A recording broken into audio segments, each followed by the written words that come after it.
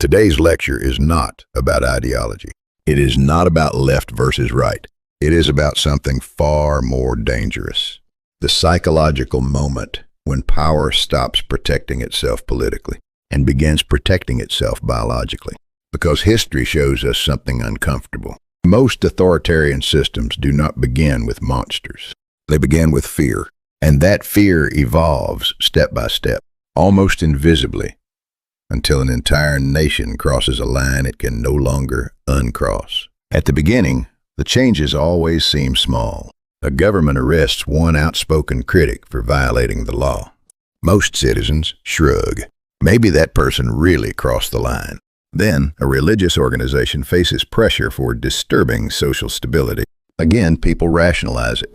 That's probably a special case. Later, several media outlets critical of the government suddenly face tax investigations, regulations, or censorship. Still, many citizens say, it's not like the whole country is under control. And that right there is the critical psychological stage, because at this moment, the system can still reverse course. The repression is limited. International pressure is weak. Internal resistance is manageable. Even the leadership still believes we can stop here and survive politically. But then comes the decisive moment.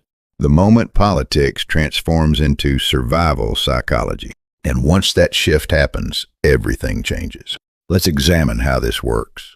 A government launches an anti-corruption campaign. At first, the public applauds. A famous politician is arrested. Several businessmen are investigated. A few officials are prosecuted.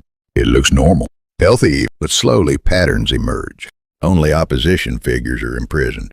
Allies of the ruling party avoid prosecution despite similar accusations. Court decisions begin moving in only one direction. And this is where the psychology changes. The justice system stops functioning as an institution of judgment and becomes an instrument of enforcement. Prosecutors investigate selectively. Police suppress only certain demonstrations. Courts approve arrests with increasing speed. At this stage, outside observers begin reacting. Foreign media reports intensify. Human rights concerns emerge. Diplomatic pressure grows. And inside the leader's mind, one terrifying sentence forms. If I step down now, I'm finished. That sentence is the true point of no return. Because from that moment forward, the calculation is no longer political. Before, the leader feared losing popularity. Now the leader fears prison. Before, criticism was inconvenient. Now, losing power feels existential. And psychologically, that changes everything. The equation becomes simple. Lose power punishment. Keep power survival. Once a leader internalizes that equation, compromise becomes psychologically impossible. The harsher the protests become, the more threatened the regime feels. And the more threatened it feels, the more aggressively it responds. More arrests, more censorship, faster prosecutions, greater control. This is not merely greed for power. Political psychology calls this survival-driven escalation. Fear becomes the engine, and fear is one of the most dangerous forces in human behavior, because frightened systems rarely become softer. They become more extreme. But authoritarian escalation does not happen all at once. Criminal psychology shows that repression evolves in stages. The first stage is labeling. This is where language becomes weaponized. At first, protesters are simply citizens, students, journalists, religious leaders, ordinary people expressing dissent. But gradually the vocabulary changes. The government begins using terms like extremists, enemies of the nation, conspiracy theorists, foreign agents, producers of fake news. Notice what just happened. The people did not change. Only the label changed. And psychologically, labels matter enormously because the human brain reacts differently, depending on the category assigned to a person.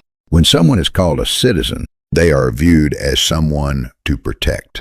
When someone is labeled an enemy, they become someone to control. That single linguistic shift changes moral perception. A university student criticizing the government is no longer seen as a young citizen with opinions.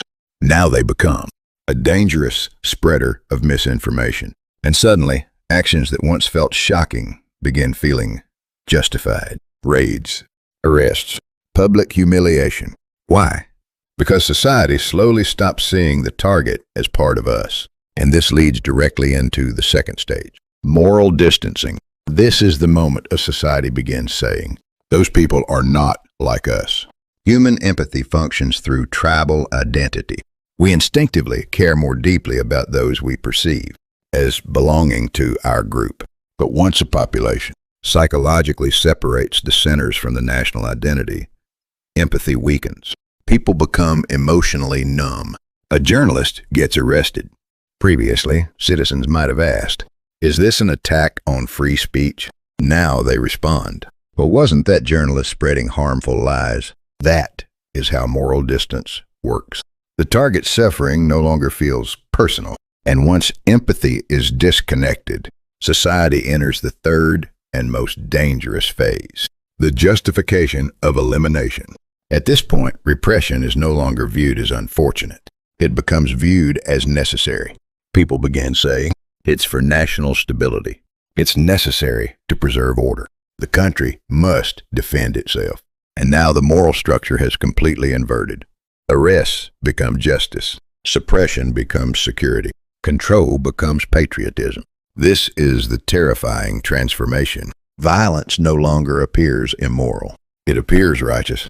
And history repeatedly shows that societies become most dangerous precisely when they believe they are morally correct. Many people assume authoritarian systems survive because leaders become more powerful. But often the opposite is true. Leaders themselves become trapped. Early in a government, leaders are surrounded by moderates, advisors who say, we should calm tensions.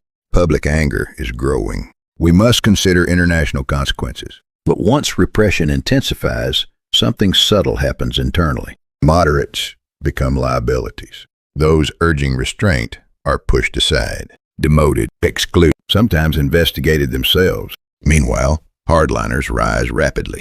Those demanding harsher action gain influence. And eventually, only one type of voice remains around the leader.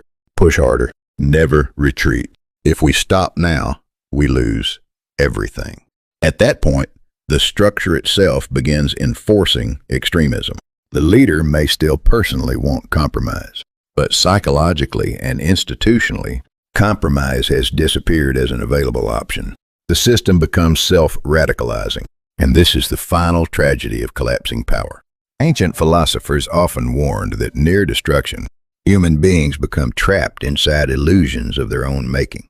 Power behaves the same way. A frightened regime slowly loses the ability to distinguish criticism from threat, opposition from treason, and reality from paranoia. And once fear completely replaces political judgment, societies move towards something far more dangerous than control. They move toward collision. In Part 2, we will explore how public psychology transforms from fear into rage, and how entire nations suddenly erupt after years of silence. Because by the time people recognize the warning signs, history is often already approaching the point of impact. If you found this analysis valuable, please subscribe, share this lecture, and help bring deeper psychological insight into how power and societies truly collapse.